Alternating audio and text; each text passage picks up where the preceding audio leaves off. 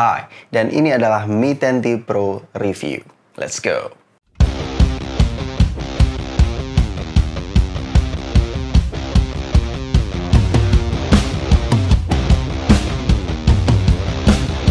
Dan bagi kalian yang belum tahu, Mi 10T Pro ini masuk dalam keluarga Mi 10 series. Kalau kita mau urutkan, yang pertama adalah yang tertinggi, itu adalah Mi 10 Ultra. Yang kedua adalah Mi 10 Pro. Ketiga, Mi 10 biasa yang sudah rilis di Indonesia. Keempat, baru Mi 10T Pro ini. Kelima, adiknya adalah Mi 10T. Dan perbedaannya Mi 10T Pro dan Mi 10T ini adalah internal storage dan modul kameranya. Kalau di Mi 10T Pro ini resolusinya sudah menggunakan 108 megapiksel dan adiknya Mi 10T biasa itu adalah 64 megapiksel. Dan apakah Mi 10T Pro ini versi budgetnya dari Mi 10 series ini mampu menjadi flagship killer? Let's go!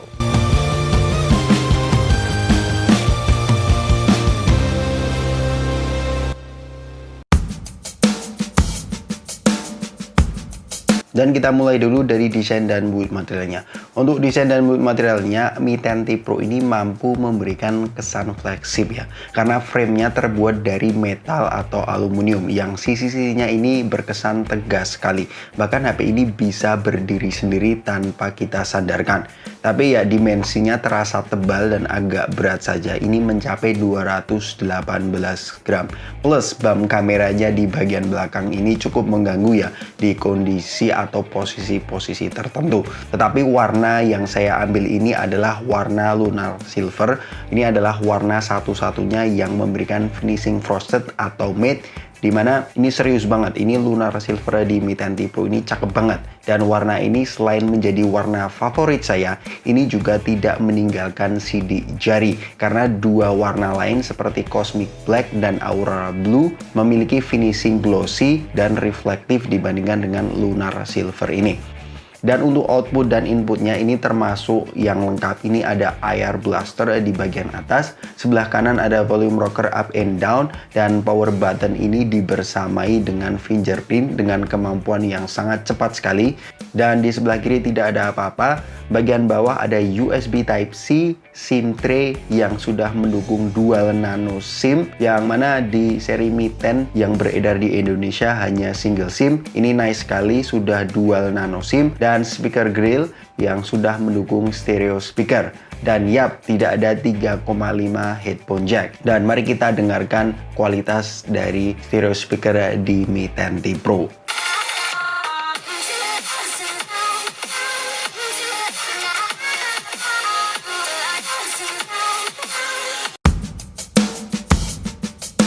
Dan kemudian untuk layarnya ini masih menggunakan layar bertipe IPS Flat LCD display dengan diagonal layar berukuran 6,67 inci dengan desain punch hole display. Lah, kok ini downgrade dibandingkan dengan Mi 90 series ya? Tenang dulu, tunggu dulu. Layar di Mi 10T Pro ini memang kalau kita bandingkan dengan AMOLED, memang viewing angle dan kontrasnya itu berbeda. Tetapi lama-lama setelah saya melihat layar IPS di Mi 10T Pro ini, menurut saya is not that bad. Layarnya ini cukup crispy, beda banget dengan IPS di jajaran mid-range. Malah justru yang membuat saya prefer layar Mi 10T Pro ini refresh rate yang sudah mendukung 144 Hz. Ini refresh rate seperti ini menurut saya memberikan pengalaman scrolling yang luar biasa, yang serasa lancar banget ya HP ini jika digunakan untuk scrolling Instagram atau sosial media. Kalau untuk bermain game, layar 144 Hz ini untuk game-game tier 1 seperti Genshin Impact, CODM, dan PUBG ini belum mendukung. Tetapi untuk scrolling ini serasa smooth banget. Tetapi tenang saja, 144 Hz ini sudah bertipe adaptive refresh rate, jadi bisa sedikit menghemat baterai. Dan bahkan jika kalian melihat opsi refresh rate-nya, kalian akan mendapati pilihan yang sangat lengkap, yaitu 60 Hz, 90 Hz, dan 144 Hz adaptive refresh rate. Ini walaupun HP non gaming tetapi memberikan 3 pilihan refresh rate yang variatif. Ini menurut saya adalah langkah trade-off Xiaomi yang cukup cerdas, karena refresh rate 144 Hz ini adalah refresh rate tertinggi di jajaran flagshipnya Xiaomi.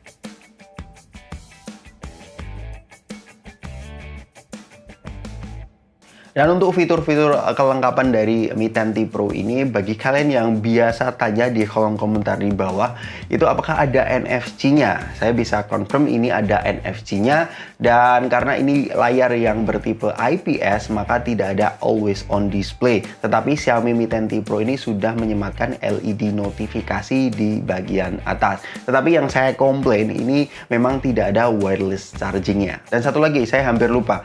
Untuk haptic feedback di Mi 10T Pro ini sangat luar biasa. Ini kerasa benar-benar flagship sekali karena ada getaran-getaran yang tidak terduga yang saya rasakan seperti clear app, dan back tap-nya ini terasa ada getaran yang menurut saya cukup cerdas dibandingkan dengan mid range di Poco X3 NFC. Menurut saya beda banget untuk haptic feedback-nya, which is really nice.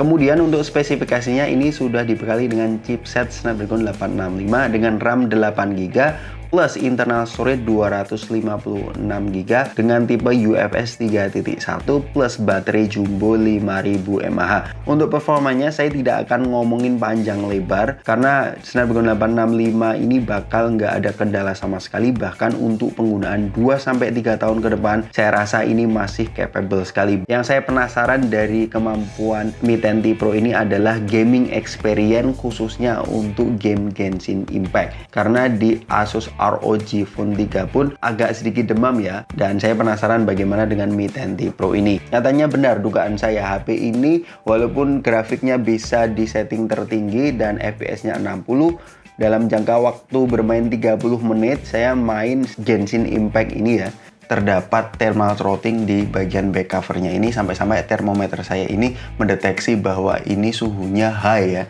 Jadi menurut saya ini panasnya cukup mengganggu, tetapi untungnya karena ini Snapdragon 865 ini tidak ada frame drop sama sekali. Tetapi saran saya kalau kalian pengen mendapatkan pengalaman yang tidak terlalu mengganggu, tidak thermal throttling di bagian back covernya, ya settingan FPS-nya ini kalian set ke 30 fps atau low. Tetapi kalau pengen mendapatkan 60 fps ya sekitar 20 menit kalian istirahat lagi baru bermain kembali. Dan kemudian untuk softwarenya ini tidak perlu dibahas lagi ya, ini sudah mendapatkan MIUI terbaru yaitu MIUI 12 dan Android 10 ya. Seperti semua HP Xiaomi ini sudah full fitur ya, sudah ada dual apps dan dual space juga. Salah satu UI yang menurut saya ini cukup intuitif. Dan kemudian untuk baterainya ini ada di 5000 mAh. Ini jumlah terbesar di HP flagship Xiaomi saat ini ya. Dan seperti yang saya bilang tadi, untuk refresh rate 144Hz yang saya aktifkan dan vibration motor yang saya hidupkan, GPS saya onin dan menggunakan data seluler, ini impresif sekali. Ini mampu mendapatkan SOT atau screen on time sekitar 8-9 jam. Dan jika kalian kehabisan baterainya, kalian jangan khawatir, ini di dalam boxnya sudah mendukung fast charging 33 watt. Kalian isi 0-100 itu sekitar 1 jaman. So untuk baterainya don't worry, be happy. Untuk kameranya, kita bahas kamera depannya ini sudah mendukung 20 megapiksel. Untuk hasilnya ini cukup bagus, potretnya juga cukup tajam ya, cutting edge-nya juga cukup rapi. Untuk mode non HDR, untuk kamera depannya langitnya terlihat blown out. Kalau kalian pengen mendapatkan hasil yang lebih baik, kalian aktifkan mode HDR-nya, maka langitnya akan terekspos dengan baik. Hai guys, ini adalah video dari kamera depan Mi 10T Pro. Ini untuk resolusinya 1080 30 fps untuk resolusi maksimalnya, dan untuk mode HDR-nya untuk videonya kalian tidak bisa aktifkan, oleh karena itu langitnya ini agak sedikit blown out ya. Tapi untuk image stabilization-nya menurut saya juga tidak ada. Dan caranya biasa, kalian pergi ke Google Photo, kalian bisa di sana ada fitur stabilizer. Jadi untuk stabilizer kamera depan kalian bisa ngakalin di Google Photo. Jadi ya ini hasil video kamera depan Mi 10T Pro. Dan kemudian untuk kamera belakangnya ini sudah menggunakan 3 setup kamera. Ini lensa utamanya sudah menggunakan resolusi 108 megapiksel dan ultrawide-nya 13 megapiksel, dan lensa terakhir yaitu 5 megapiksel untuk lensa makronya plus autofocus. Untuk hasil kameranya ini karena sudah menggunakan sensor 108 megapiksel, ketajamannya ini sangat tinggi, tetapi saya baru sadar untuk kelas flagship ini masuk dalam kategori cukupan, bukan yang terlalu impresif. Karena terkadang saya butuh beberapa kali take untuk mendapatkan hasil foto yang saya inginkan. Dan saya baru sadar kalau dalam dunia fotografi itu resolusi itu bukan segalanya. Masih ada faktor lain seperti image processing, dynamic range, dan hal-hal lainnya. Contohnya di foto ini shadow di pohon ini tidak terekspos dengan baik. Itu mengapa dynamic range di HP ini menurut saya tidak terlalu impresif. Dan untuk mode malamnya atau night mode, kamera utamanya nggak terlalu ngaruh. Lebih ngaruh mode SDR diaktifkan. Sebenarnya night mode-nya akan lebih ngaruh di lensa ultrawide dibandingkan dengan lensa utama. Tetapi untungnya di Mi 10T Pro ini ada dua fitur untuk menjadikan kamera Mi 10T Pro ini menjadi stand out. Yang pertama, selain ada mode Pro atau mode manual baik foto dan video, HP ini bisa kalian setting cara manual ISO, shutter speed, dan autofokusnya. Dan yang kedua adalah HP ini juga sudah mendukung fitur-fitur kekinian seperti fake sky yang kalian bisa ubah dari foto ini ke foto ini, dan juga ada beberapa mode lain seperti clone foto dan video, dan ada 6 mode long exposure seperti ini. Ini adalah hasil dari kamera belakang Mi 10T Pro. Ini resolusinya 1080 30 fps. Nah, cukup stabil juga. Dan ini adalah hasil dari kamera belakang resolusi 1080 60 fps. Dan ini adalah 4K 30 fps nya. Yap, ya cukup stabil. Lebih tajam ya karena ini 4K 30 fps. Untuk stabilannya gimana teman-teman? Nanti kita bandingkan di resolusi 4K 60 fps. Dan ini 4K 60 fps. Wow, terlihat battery smooth terlihat sekali. Tetapi untuk stabilannya tidak terlalu stabil 4K 30 fps ya teman-teman.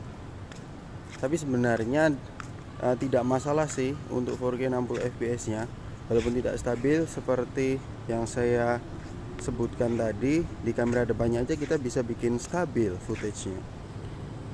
Ini adalah resolusi 8K atau 8K 30 fps. Ada dua pilihan, 24 fps dan 30 fps. Dan ini 8K nya 30 fps. Menurut kalian gimana? Ini tajam banget sih, gila sih, tajam banget sih. Dan dynamic range nya juga bagus. Ini di resolusi 8K, mantep banget. Ya, kesimpulannya Mi 10T Pro ini menurut saya dari apa yang sudah ditawarkan Mi 10T Pro ini dengan sudah menggunakan layar 144Hz, baterai 5000 mAh, dan mungkin bagi kalian yang deal breaker dengan layar IPS, saya confirm sekali lagi layar IPS di Mi 10T Pro ini masuk dalam kategori tier 1 ya. Tier 1. Jadi jangan khawatir untuk kualitas dari layar IPS di Mi 10T Pro ini. Ini modelnya flat bukan yang curve, jadi tidak ada accidental touch sama sekali. Menurut saya ini menjadi salah satu opsi flagship killer di 2020 ini. Untuk prediksi harganya, karena di Malaysia ini sekitar 7,1 juta. Biasanya prediksi harga saya untuk Mi 10T Pro ini di Indonesia, karena sudah ada isunya untuk terdaftar di TKDN, ini saya rasa 6,99 juta. Karena kemarin waktu saya review Poco X3 NFT justru murah ya di Indonesia dibandingkan di Malaysia ini. Dan ya, itu tadi full review Mi 10T Pro. Kalau kalian pengen tahu tentang Mi 10T Pro ini, kalian bisa diskusi di kolom komentar di bawah. Sampai ketemu di video selanjutnya. Peace out.